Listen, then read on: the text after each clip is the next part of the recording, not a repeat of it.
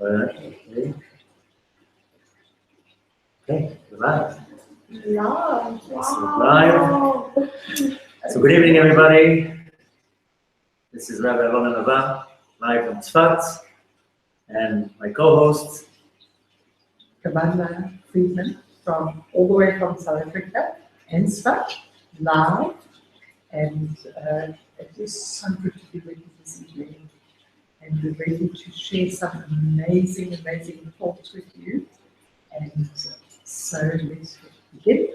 Yes, so just with a little introduction, we're live in Tzfat. We're doing a test broadcast tonight.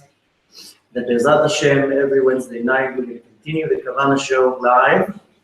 It will be streamed on YouTube, it will be streamed on Facebook. We are also recording it in the studio, and that will be posted on SoundCloud, iTunes, atzmo.com, and all the rest of the social media. And tonight, we're going to do a test broadcast from our beautiful learning center here in Tzfat. And B'ezrat Hashem, it's not going to be the most professional, you're not going to have beautiful jingles and commercials, but we're going to talk. We're going to wait after that for your feedback to see if the quality was good, if the sound was good, if the topic was good, if we look like you were hoping. And B'ezrat Hashem, we'll take it from there. And from here on, we're going to start with once a week a live broadcast, and with the listeners and viewers' feedback, we're going to continue. So 2 times, twice a week, 3 times a week, and of course we're going to try to accommodate our listeners and our followers in the West Coast of the United States and also the East Coast of the United States. For us, it's 11 o'clock at night. Well, it's 10:30. So we're going to stay up just for you, for the listeners to enjoy. And if you have anything to say in regards to quality, sound, topic, it will get better. We're just testing the equipment out. The sound will be much better, the quality of the video will be much better. But we wanted to start and take off, and tonight will be our first show. We want to talk about... making Aliyah and people that we actually leave behind when we make Aliyah, and then the feelings that we have when we make Aliyah. How it is when we leave children, grandchildren behind us, brothers, sisters, and how it affects them, and how to also influence them to actually make Aliyahs well, and how to help them to cope with the Aliyah that we have made.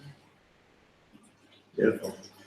You know, it's a question that I get a lot, because for the last couple of years I am pushing a lot of people to come to Israel. And Baruch Hashem, many people, they understand the importance of all the Jews moving to Israel. But then of course starts the regular questions, such as what am I going to do in Israel? Where am I going to work? How can I leave my family? And a lot of the questions that people ask is, what am I going to do? What am I going to leave my family behind? I have kids here, I have parents, I have siblings, my wife's family is here. A lot of the questions that I get from many of my followers is one spouse says, I want to go, but my wife's family is here and she doesn't want to leave the family, or he doesn't want to leave the family. So it is a very important thing to take into consideration. B'ezrat Hashem, tonight we'll try to cover that. Actually address that. And it is a very, very emotional topic, because it's many relationships that are involved, and the aspect of loss definitely comes into it. That's what I've experienced in making Aliyah. So I'm here 8 months, and it has been the most amazing experience. At the same time, it's trying to be a foot in both worlds, to be in communication with the world that I was in before and the world that I am in right now. And it kind of feels like it tears me apart a little bit. And how does one actually deal with that? I think, many years ago, one just cut the ties. You got onto a boat and you made Aliyah, and there just wasn't the communication that we have nowadays. Nowadays, we actually have the communication that is just amazing. you've got Skype, you've got the WhatsApp, you've got absolutely every single communication that you can have. And I feel every single time that I communicate with my children, my grandchildren, I do feel torn. And how does one actually deal with that and be and adjust to the new circumstances? And especially Eretz Israel. No, my wife, Baruch Hashem, I'm Israeli. For me to do Aliyah was to come back home. And I experienced the exact same thing on the other side, because for 18 years, I was by myself in America. So I left as a young individual. I left Israel when I was 23. And for 18 years, I didn't have any family in the United States, till I got married, of course. And so for 18 years, I knew the other side, that I'm far away from my family in Israel. But the whole time, as much as it was hard for me not to be with my family, I knew that that was my choice. It was my choice to live in the United States for many, many different reasons. Needless to say that later on I got married, my wife is American, my kids were born in America. So of course I needed to, not needed, it was my choice to stay. And every time I would come to visit Israel, and for visits, coming back would be very, very hard. And every time family, whether it was my parents or sisters or anyone who came to visit me, the goodbye was very hard. So, and every time that it would break my heart, I would say, but you know, that's my decision, because you're making life decisions based on your livelihood, on your spouse, on your community, friends, and sometimes in life, you have to be separated from your loved ones because you want to relocate to have a better job, or a better life for your kids, a better lifestyle. And one needs to always weigh the consequences that I might gain a lot from here, but here I have to give up. Unfortunately, in our life, you can't have it all. You can't have the cake, eat the cake, and keep it whole. And I know it's easier said than done, but the way to start beginning approaching it is that when a person decides to move and to do Aliyah, especially Aliyah, here it's not only relocating for a better life or for a different job, here is already more of a spiritual reason why I'm moving, an ideological reason why I'm moving. There's many reasons why people do Aliyah. It's not only for a better job or a better lifestyle.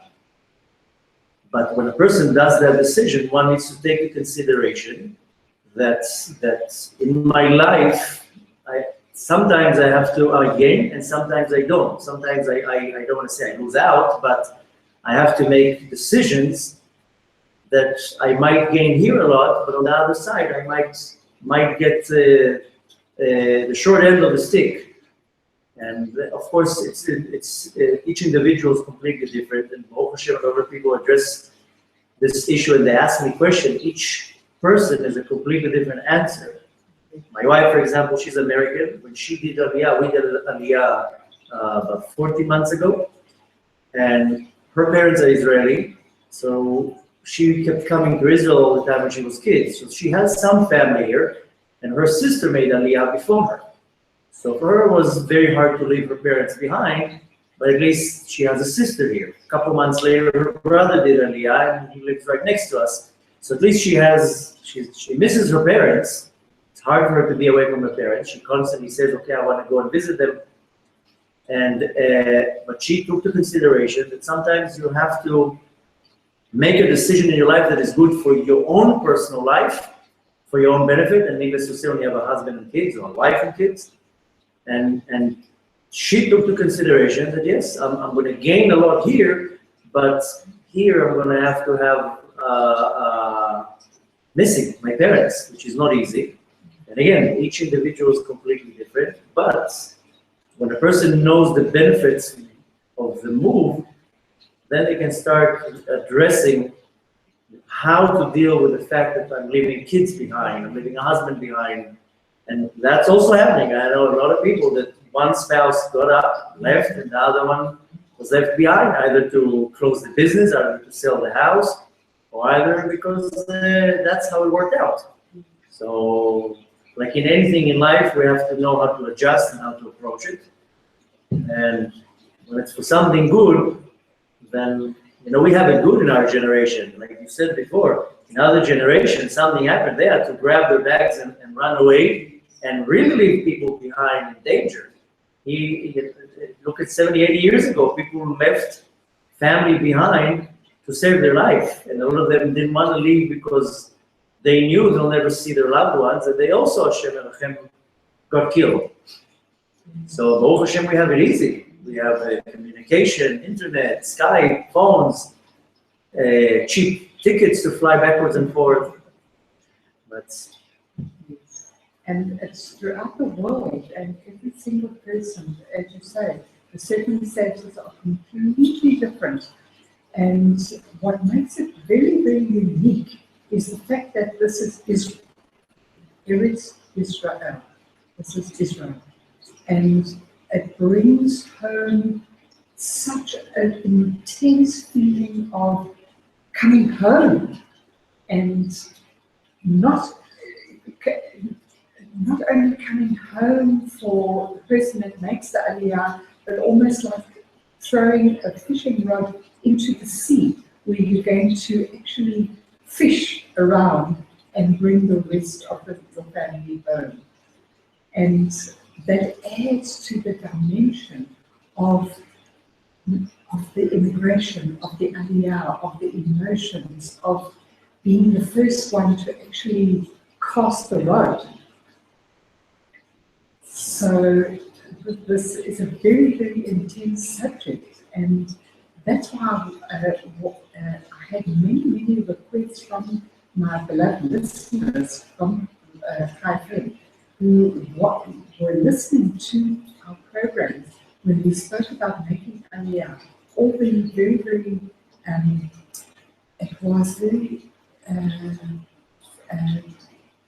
emotional feelings of making Aliyah, and then very practical reasons for making Aliyah, and then very spiritual reasons for making Aliyah.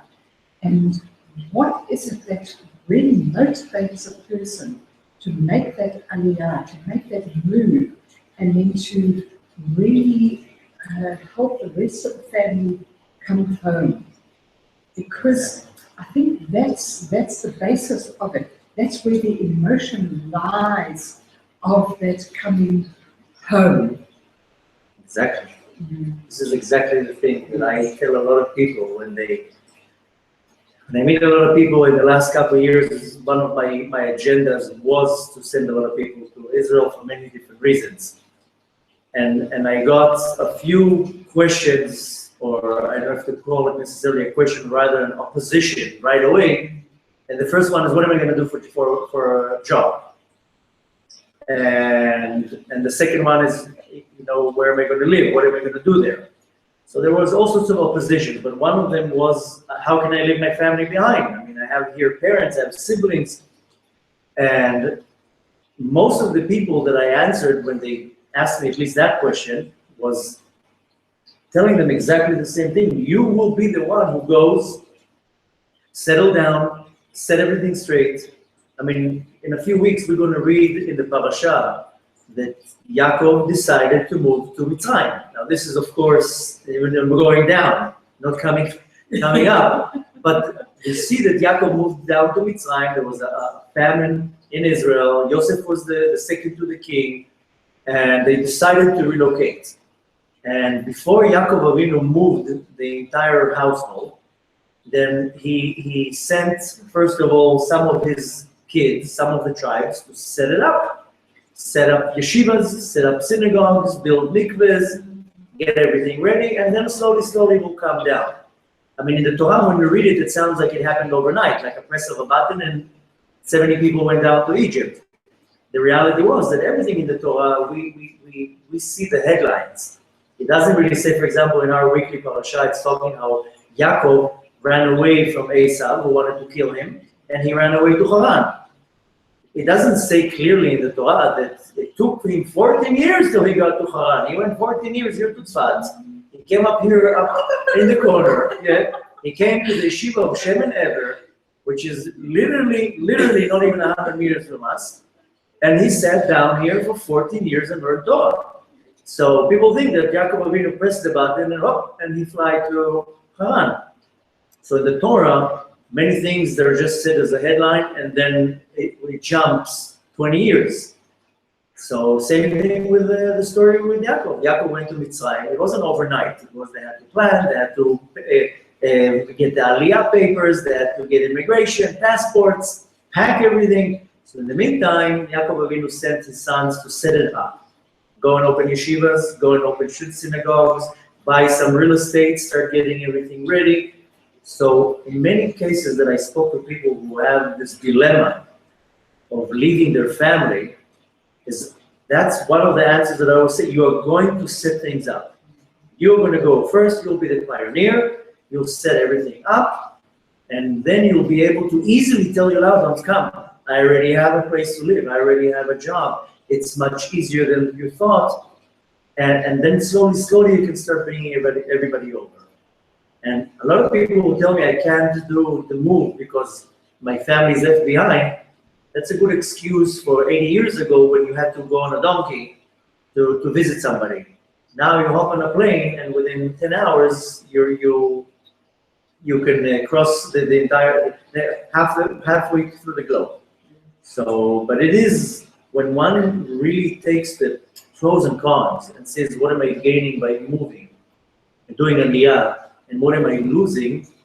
When you look at the pros, then it totally weighs out the cons. And sometimes in life, I made many decisions in my life that I had to give up something, because that's how it is in life. Sometimes in order to gain, you have to give up something.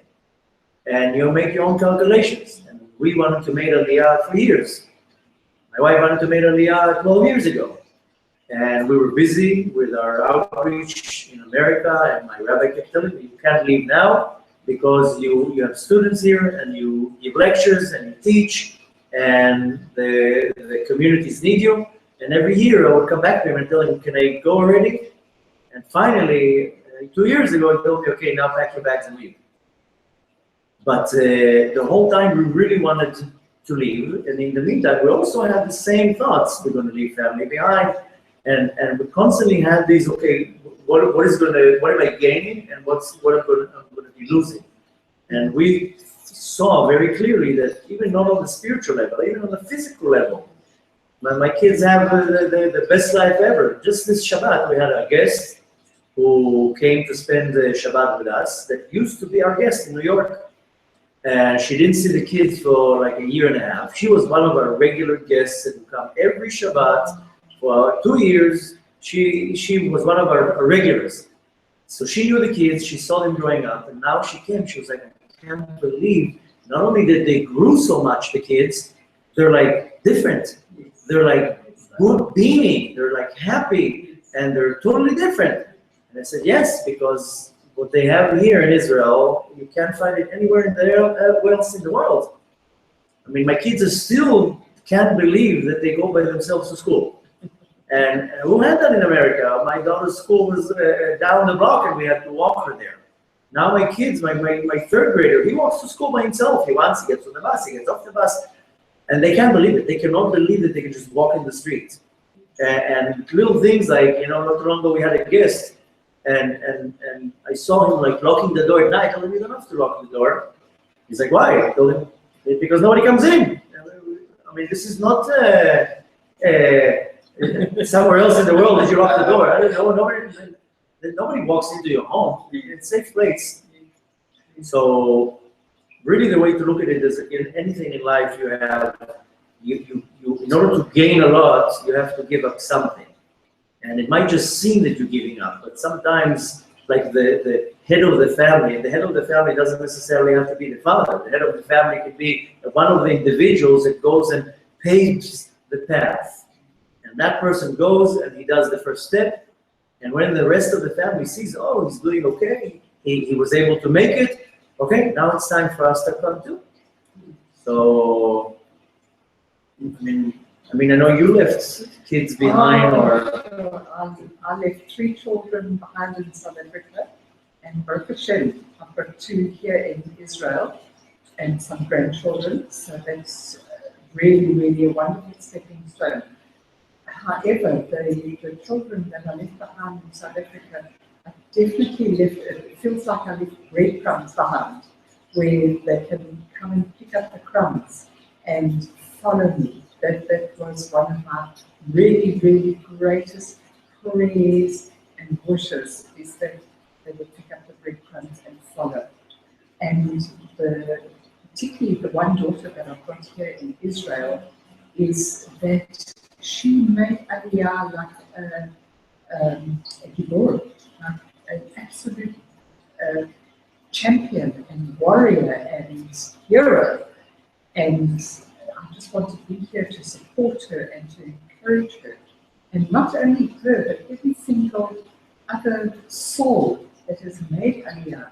Because in our generation, in this darkness that we're walking around in, we need all the support that we can get, whether it's our children, whether it's other families, whether whoever it is that we come across, that we just smile at, look at, that comes across our path. We are here for them. We want to be here for them. We are here for them. Really, with these stones behind us as we are broadcasting live, we are here for you. The stones are being set in stone. these are, by the way, 320-year-old stones. Wow. So we just found out the history of the building. So this building is 320-year-old building.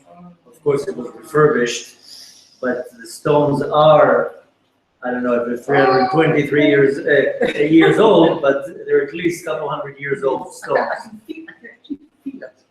So, you know, one thing that a lot of people with the exact same issue that I addressed, there was a certain individual that not too long ago that I spoke to, and he kept telling me, you know, my family's behind, and I can't leave my parents, and I can't leave my sisters, and so forth. And I told him, you have to understand that at some point they will come too. And the way it works, with especially with the structure of family, some families, it happens all together. Some families, it's not the right time. So you will do the Aliyah now, your sister will do Aliyah in a year, your parents will do Aliyah in a year and a half. And you see it in many, not only in Aliyah. I meet so many families, which is, it's always blows my mind to see it. I meet families that the entire family did tshuva. And it blows my mind. Usually you see one person. You see one person, maybe two sisters, maybe 2 siblings. Sometimes you see an entire family that do tshuva. It's unbelievable. I'm so amazed, because most of the people, especially Balei tshuva and converts, that they're the only one. So the families, either they give them a lot of problems, and it's the same thing for Balei tshuva and converts, that usually they're by themselves. They don't have a supporting family. I mean, very rarely I find families that support the change. So they have a struggle that they're by themselves. And every now and then you see a whole family that makes tshuva. Not too long ago, I met a family that within months, they all became Baal tshuva, which is unbelievable. And in most cases, it's not like that. So the same thing with Aliyah. I do know families that the entire family made Aliyah within a couple months. And when I'm saying family, I'm not talking about mother, father, and kids. I'm talking about a mother and father that are in their 60s, 70s, and married kids. I met not too long ago, I gave a lecture in the United States, in Chicago, and I met a wonderful couple that made Aliyah from Israel, and made Aliyah to Israel, sorry. And within a year, I didn't ask their ages, but they look in their at least late 60s or mid 70s. Their entire family, within the year, made Aliyah. One child made Aliyah, they went to Beit Shemesh. Another child made Aliyah, they went to Yerushalayim. It was like amazing to see that the entire family did that. And of course, you know, they didn't have to deal with this issue, but in most cases, it's not the right time for everybody. And if I look at it close to my own home, my sister-in-law, my wife's sister, she made Aliyah, I believe, about 4 or 5 years ago. She was the first one who just took off.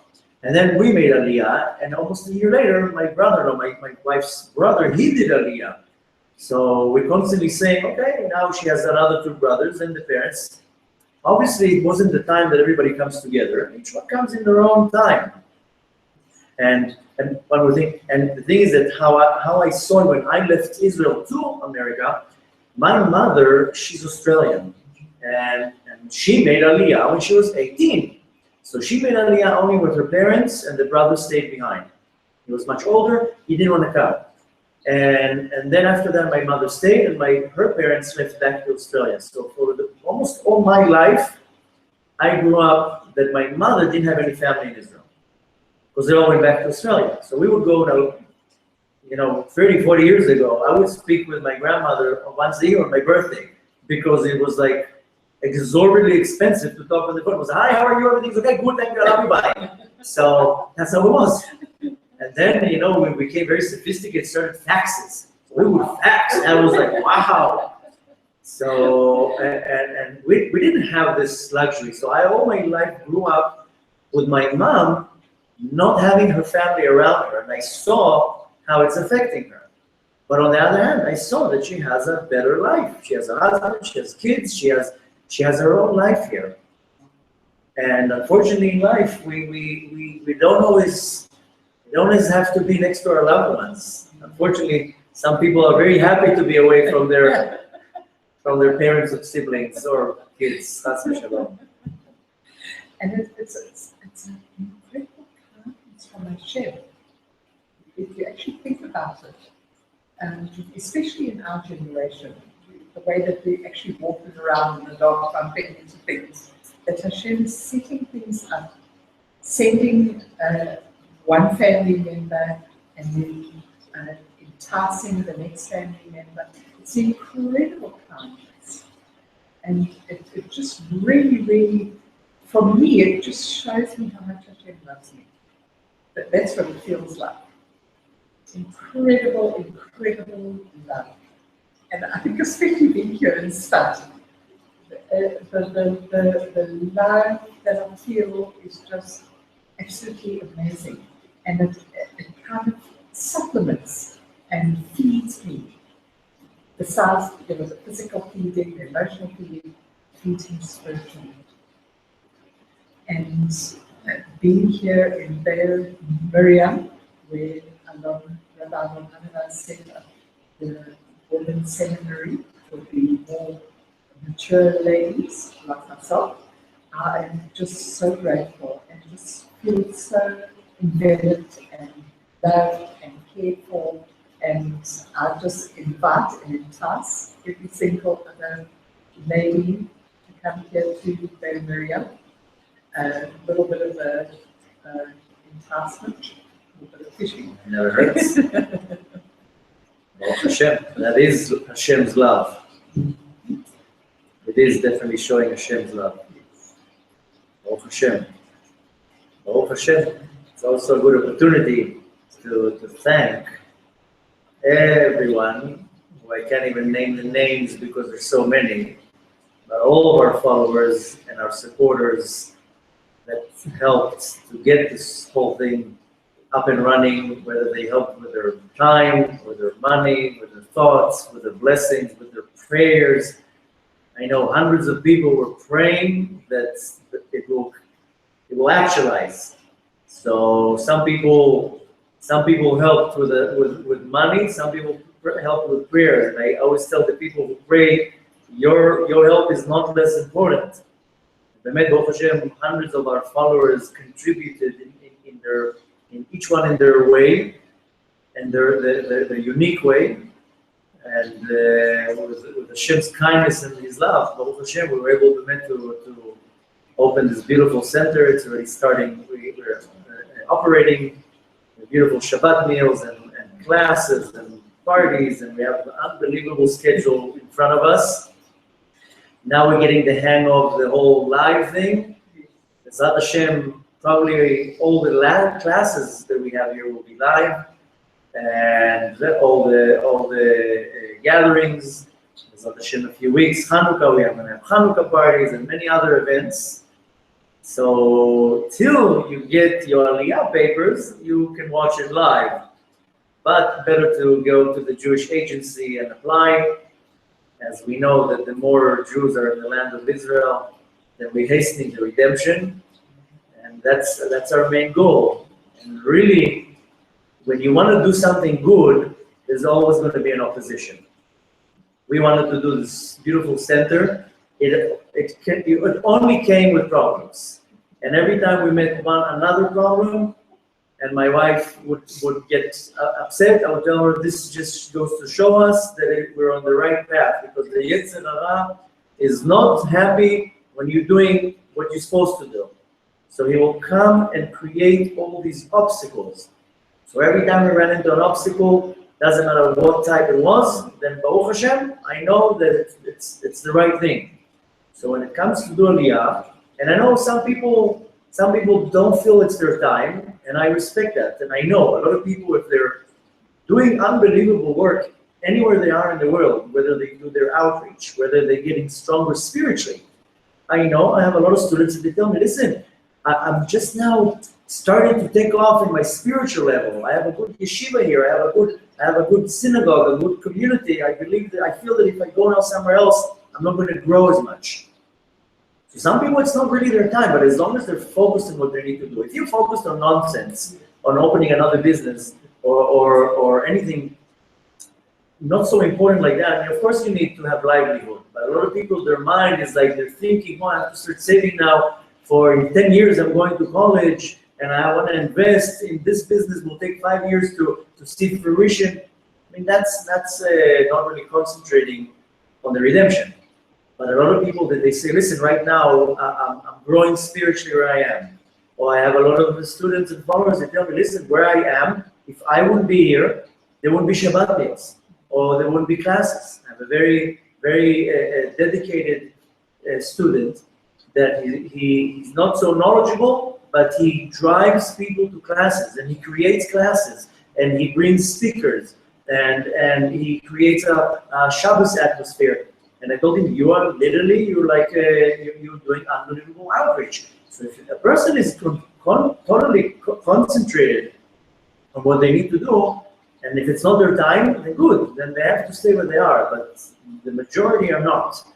And of course, when you come to do something good or to get an upgrade, right away there's going to be an opposition. Right away the Yetzer Hara is going to come into your mind and start telling you, oh, you're going to find a job, there's no money in Israel, it's terrorists all day long, there's a tax there, and he will come with, the Yetzer Hara will come with all the excuses why you should not make the move. Which in essence, when you really go and look, like the first time when I came to visit, and I was like, I don't even know what people are talking about here. Prosperity everywhere, building everywhere, jobs everywhere. Yeah, and of course, you hear in the news, okay, there was here a terror attack, here a terror attack. But you walk in the streets, you feel safe here. You don't see it. You go to the border of Gaza, you might feel a little bit danger to the West Bank. But anywhere in the world, you have problems. You have terror attacks all over Europe. You have constantly danger everywhere you go. But the reality is that when it's a good and auspicious time for you to make the move, that's when the Yetzer Hara is suddenly going to come and manipulate the situation that you'll stay where you are. And one of the things is that how do I leave all my loved ones behind? So we had time in our history that people had to be separated. People had to run away, or 80 years ago, 75 years ago, families were separated into different camps. They didn't find each other after that, and it took years for them to find each other. So this is a completely different situation, and needless to say, with the technology and the ease of transporting from continent to continent, this makes things a little bit easier. But the major thing one needs to understand is that it mainly depends on, like anything in life, that you have to weigh the pros and the cons. And you might find that the pros actually they totally take over the cons, might actually even not making Aliyah, and I've seen that in other in situations. But especially when it comes to the point that you're leaving people behind, you're never leaving anybody behind. If you have in your mind that you're leaving somebody behind, then you're leaving them behind. But if you have in your mind that you're going to pave a path, then you have an agenda that you're saying, I'm not leaving. Comes with holiness, that there's always the excuse of the Yetzer Hara that you're doing something wrong. I mean, if somebody will get now a job offer to go to Switzerland because they're making $2 more per month, they would go with no problem to leave the family behind. But when it's to do something in holiness, then people know I can't do anything. So that's what I meet a lot of the time. The people come and they say I can't leave people behind, but if a day later they will get a job offer to move to a different state, they won't even blink. The bag will be packed, and within 2 minutes they're going to leave.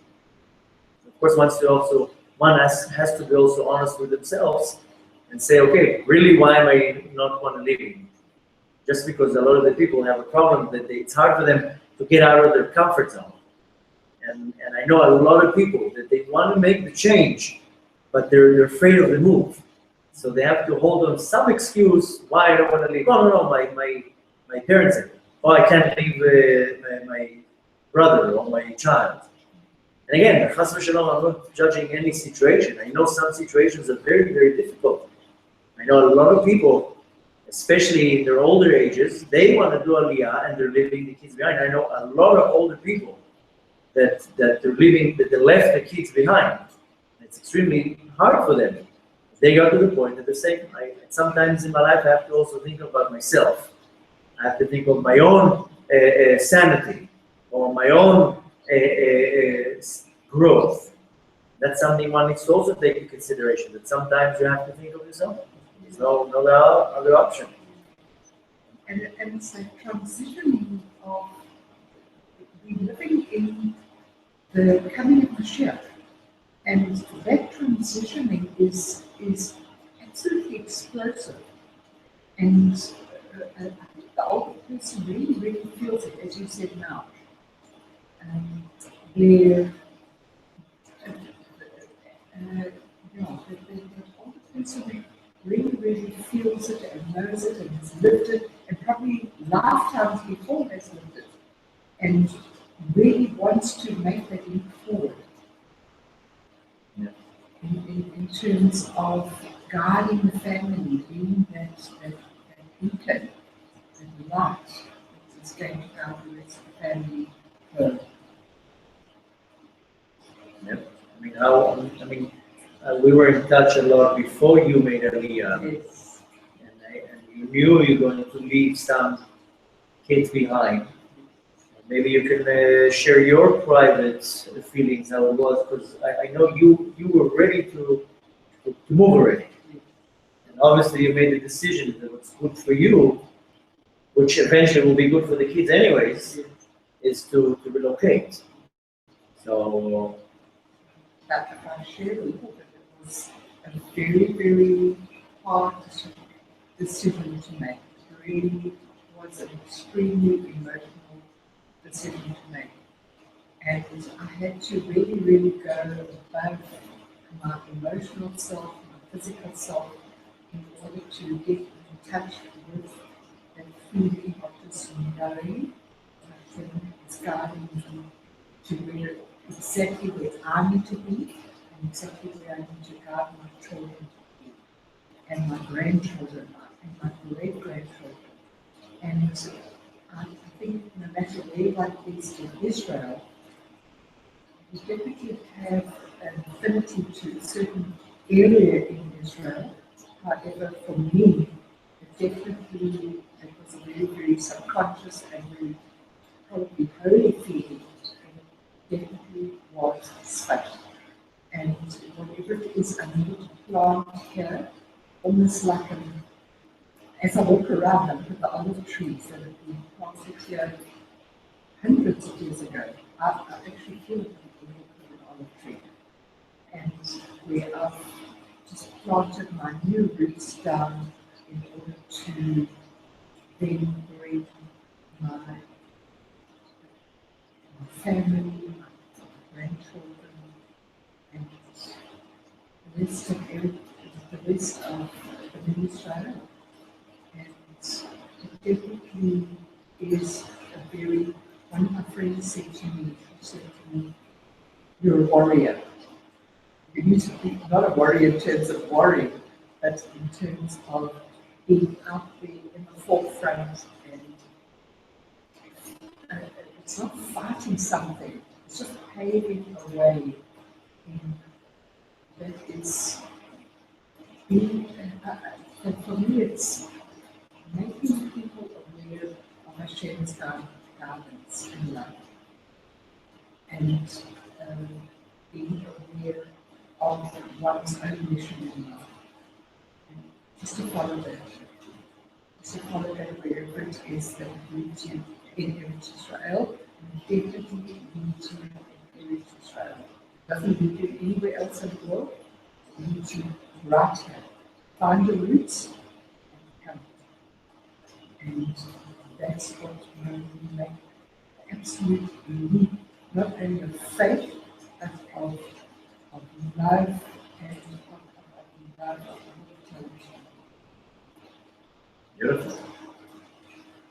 That's where we belong. That's where we belong. You know, the thousands of people that I meet that do or made Aliyah, they all testify the same thing, that they feel at home, that they finally feel they might have struggles with different things. I mean, nobody greets you here with bags of bottles of honey. I mean, you still have to work here. There's still issues, but everybody has their problems. But with all the struggles that we have to go through, first of all, it's Hashem's decision if I'll have these struggles, and if I have struggles with my livelihood, I'll have it anywhere in the world.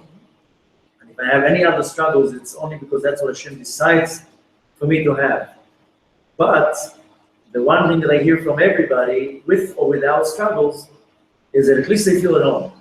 They walk in the street and I'm like, this is where I belong. I belong.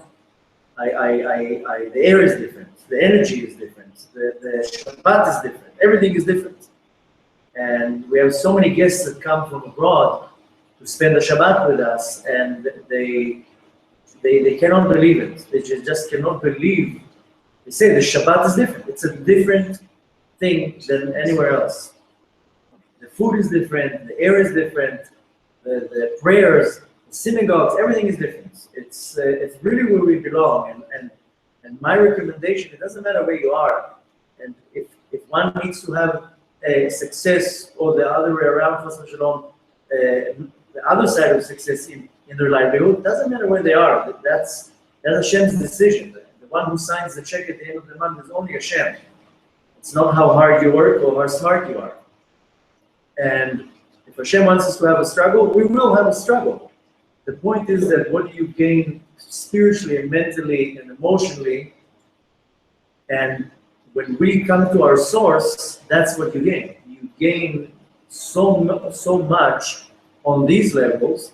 And like again, you weigh the pros and cons. Yeah, there's always going to be problems and struggles. There's no doubt about it. But from at least what I see, and Baruch Hashem, we had the merit and the honor to see so many families, thousands, doing Aliyah, as at least if they have complaints about certain things, as I hear all the complaints. People are rude, this is expensive, this is like this. You can always find out what to complain. That's not a problem. That's the easiest thing to find out what to complain. But at least I see with everybody that they have this inner sense of peace, because that's where we belong. Doesn't matter how nice it is, if it is nice, if it's not nice, if your house is big, if you have a nice car.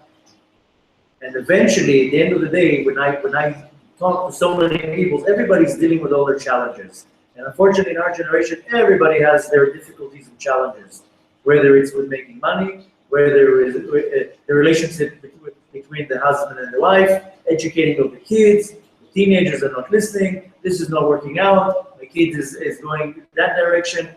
I hear, unfortunately, all the problems that everybody has. And everybody's dealing with something.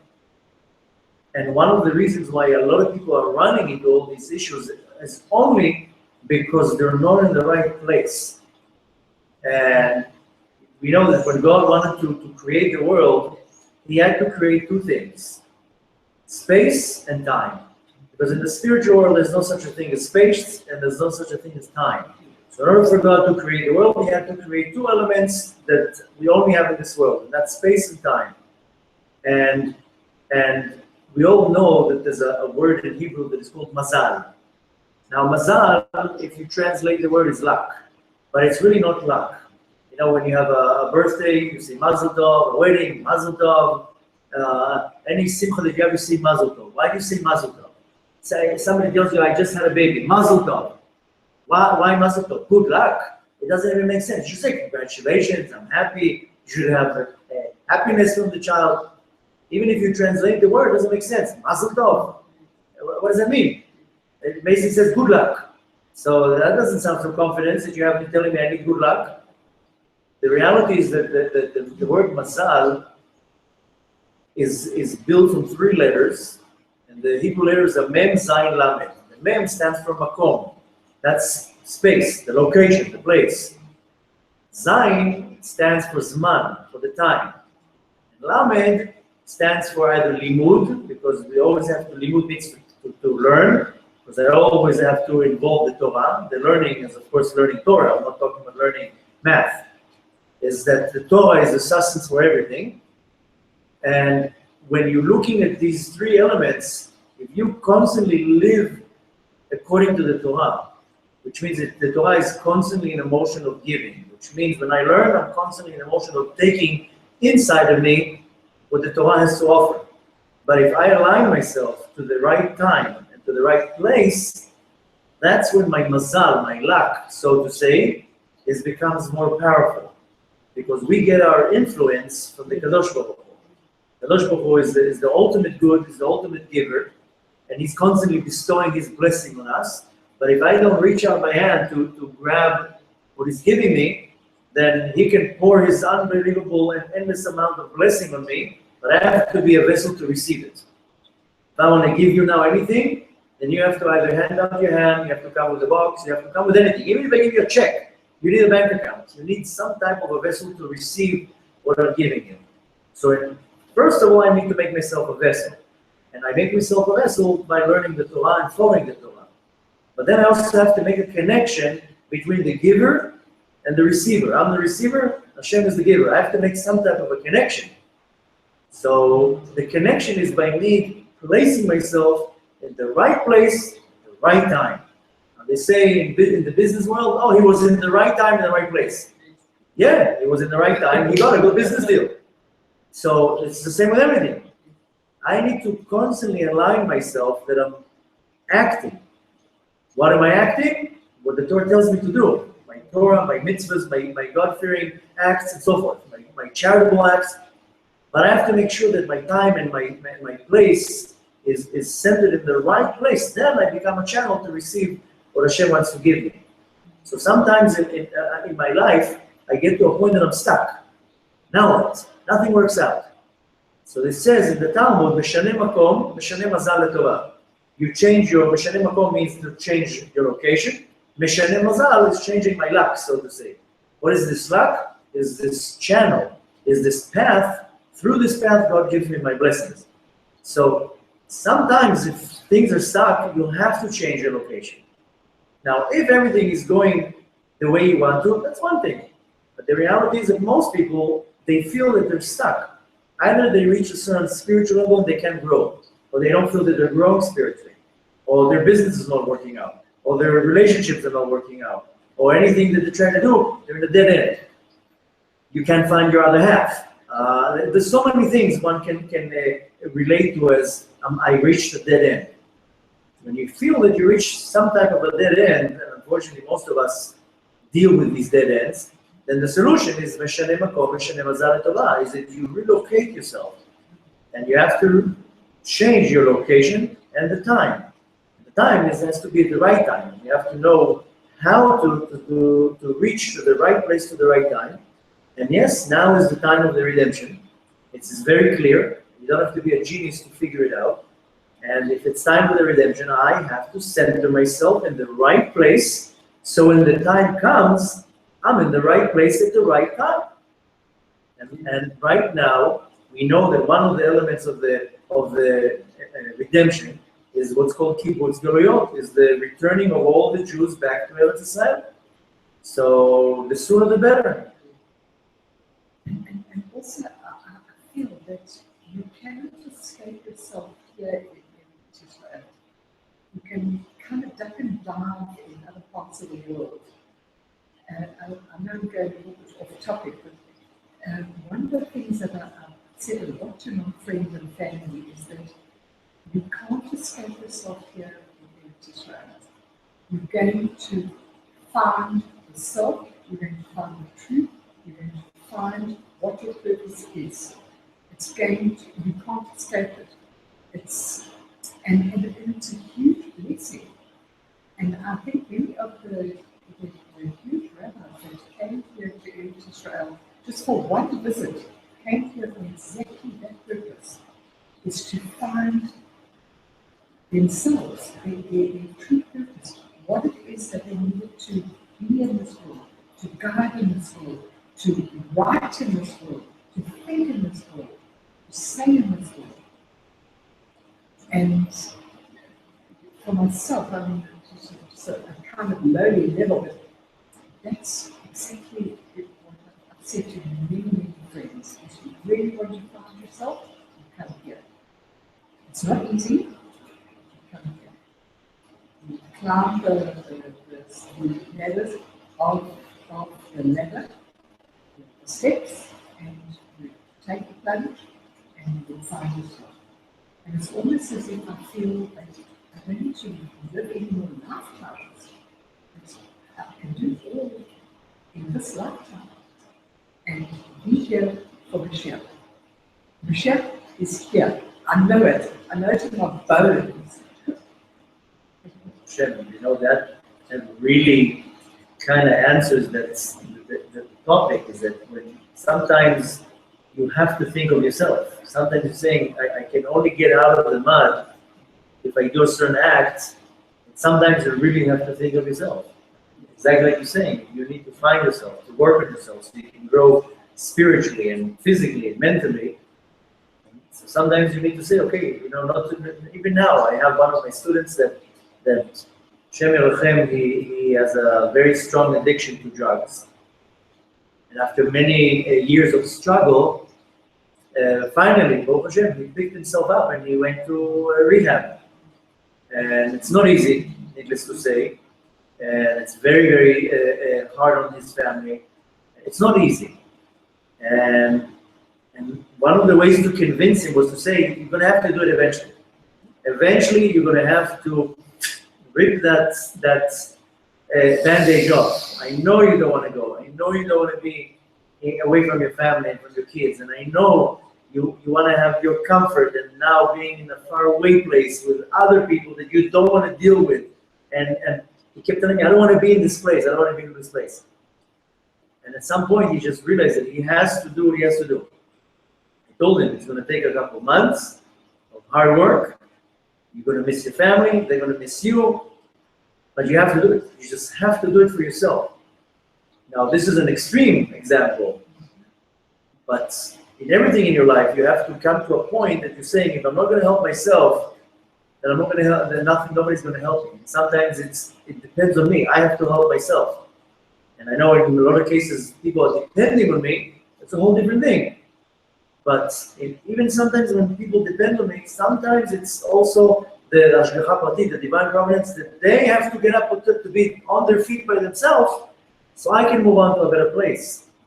And I see many times that in order to do a drastic change, that the action has to be very drastic. And you know, I was happy to do Aliyah. I could wait. I was counting the days. And every day that passed, and I ran into all sorts of days, I didn't want me to come to Eretz Israel. I mean, from the day we were supposed to do Aliyah, it took us a year later only to come. But any delay that can happen, happened. But I see that the people who finally, they make the decision and the change, then then they're counting the days to come. It's only the decision time, when to and how to. You have to be very particular, because the Yetzer Hara is, that's when he comes and starts coming with all these ideas. Maybe suddenly sends you a good job. Suddenly this works out. This is that you waited for years. Suddenly it turned out. So going to understand from that, and that's why I always say, is to first and most important to understand Mashiach is coming. And you have to operate according to that. And last week we had a class that I was talking about, that very few people really live their life according to the fact that any second Mashiach is coming. My whole entire life, it has to be preparing for that.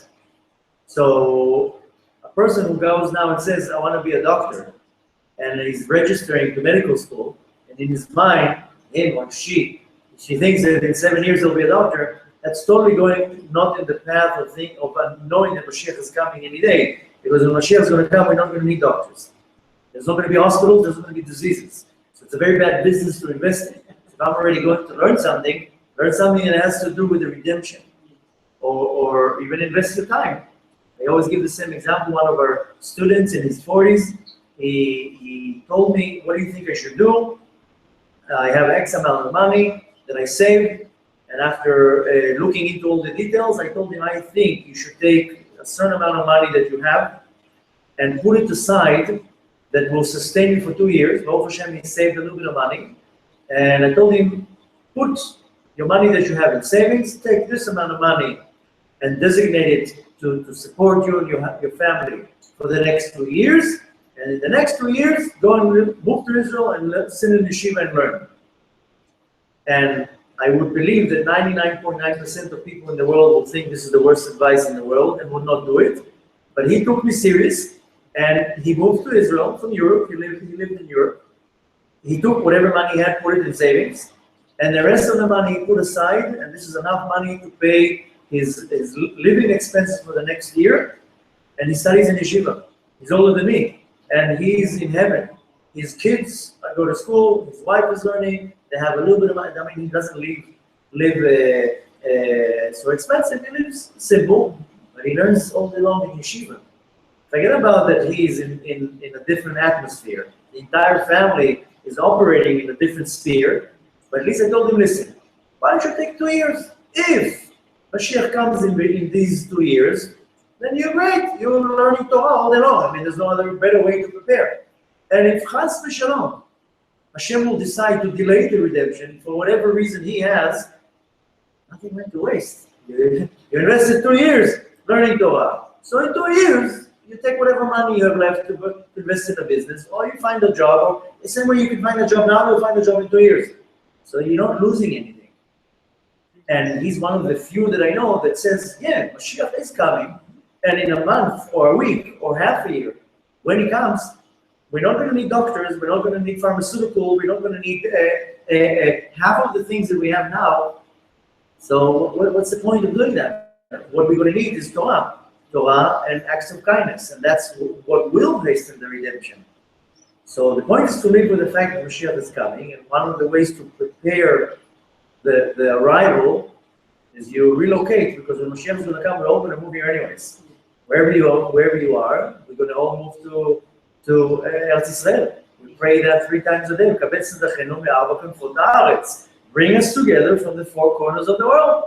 So the faster we get it, if we do it ourselves, then we're hastening the redemption. Bezrat Hashem, we don't have the merits to see the coming of the redemption already from Eretz Israel, and not to hear about it when you're in wherever you are, and then start making your travel arrangements. As you say, there's not enough planes to bring us all here home.